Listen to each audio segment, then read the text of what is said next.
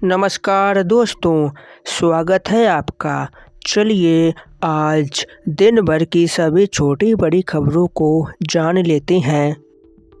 देखिए, किसान आंदोलन से संबंधित खबर है कि हरियाणा समेत कई राज्यों से किसान विरोध प्रदर्शन करने के लिए पहुंचे, जिसमें पुलिस और किसानों के बीच टकराव देखने को मिला।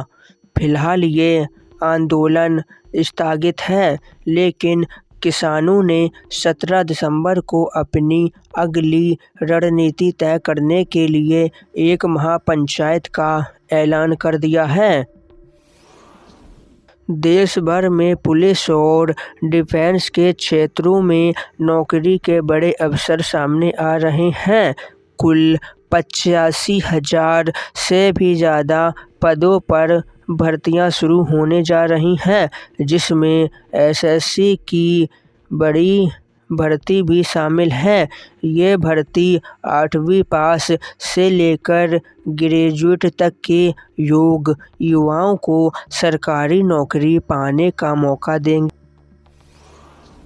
पंजाब की 25 लाख महिलाओं के लिए जल्द ही फ्री बस यात्रा शुरू होने की तैयारियां हो रही हैं।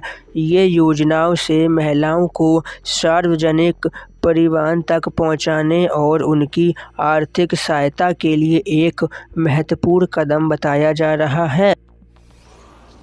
झारखंड राज्य में किसानों से 7 लाख क्विंटल से भी अधिक धान की सरकारी खरीद प्राप्ति की गई है। ये खरीद किसानों को उनकी उपज का उचित मूल्य सुनिश्चित करने और राज्य में कृषि व्यवस्था को मजबूत करने में मदद करेगी।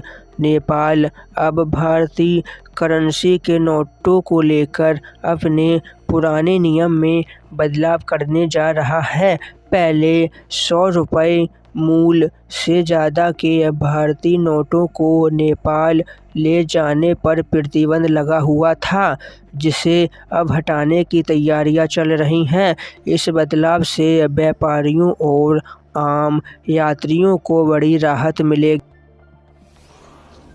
केंद्रीय कर्मचारियों की डीए की अगली किश्त का ऐलान जल्द ही हो सकता है।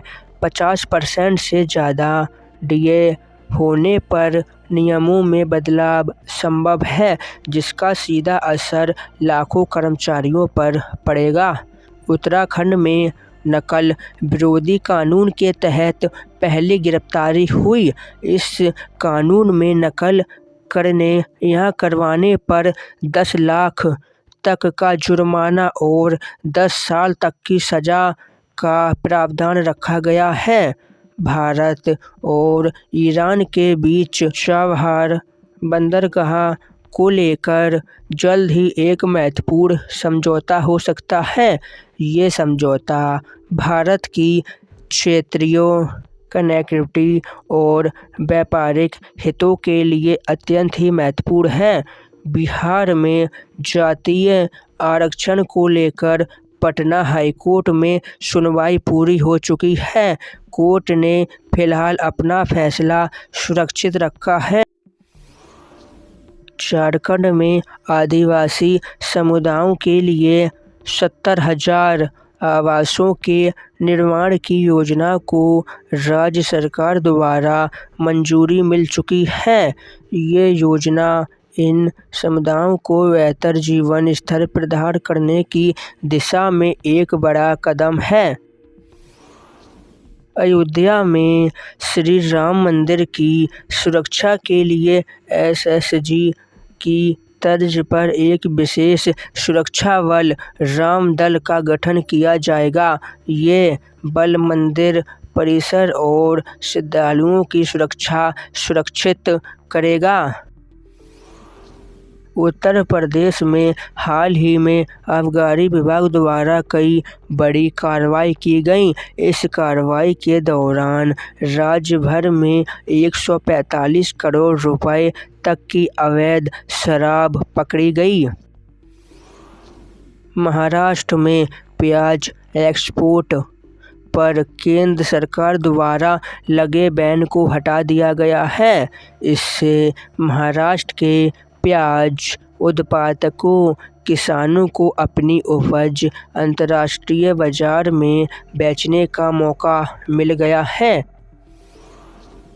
सोने और चांदी के भाव में आज गिरावट आई है। ये खबर उन लोगों के लिए महत्वपूर्ण है जो इन कीमती धातुओं में निवेश या खरीदारी की योजना बना रहे हैं। भारत ने इंग्लैंड को 158 रन से हराकर एक बड़ी जीत दर्ज की है। रूस और यूक्रेन के बीच जारी संघर्ष को समाप्त करने के लिए जल्द ही बातचीत शुरू हो सकती है। इजराइल ने अपने सैन्य अभियानों में हमास के कई ठिकानों पर निशाना बनाया है। महाराष्ट्र में 32 साल बाद सरकारी नौकरियों में मराठा समुदायों को 16% आरक्षण लागू किया गया। मुंबई में एक 14 साल की बच्ची को ऑनलाइन गेमिंग की लत से बचाने के लिए हॉस्टल भेजा गया। तमिलनाडु में हाल ही में आए तूफान के कारण 600 से अधिक घर क्षतिग्रस्त हो चुके हैं। राज्य सरकार और आपदा राहत टीमें प्रभावित लोगों की सहायता में लगी हुई हैं। मध्य प्रदेश में लाडली बहन योजना के लिए आवेदन प्रक्रिया शुरू हो चुकी है। उत्तर प्रदेश में 112 किलोमीटर लंबी सड़क निर्माण के लिए राज्य की सरकार ने 156 करोड़ रुपए की धनराशि को स्वीकार कर दिया है। कोलकाता शहर में अवैध कार पार्किंग के खिलाफ प्रशासन ने कड़ा अभियान और कार्रवाई शुरू कर दी है। ये कदम शहर में यातायात व्यवस्था को सुधारने के लिए उठाया गया है। आंध्र प्रदेश में किसानों को 1800 करोड़ की वित्तीय सहायता वितरित की गई। ये सहायता किसानों को आर्थिक स्थिति को मजबूत करने और कृषि कार्यों को बढ़ावा देने के लिए दी गई है। महाराष्ट्र में बेमौसम बारिश और अन्य आपदाओं से प्रभावित किसानों को 540 करोड़ की सहायता दी गई। ये सहायता किसानों को हुए नुकसान की भरपाई में सहायता करेगी। तो दोस्तों, आज की खबरों को यहीं समाप्त करते हैं। उम्मीद है आपको सारी जानकारियाँ अच्छी लगी होंगी। वैसे आप कहाँ से हैं, अपना पता हमें कमेंट कर देना ताकि हम आपके शहर या गांव की खबर आप तक पहुंचा सकें। और चैनल को भी सब्सक्राइब कर देना। हम आपसे कल फिर मिलेंगे। धन्यवाद।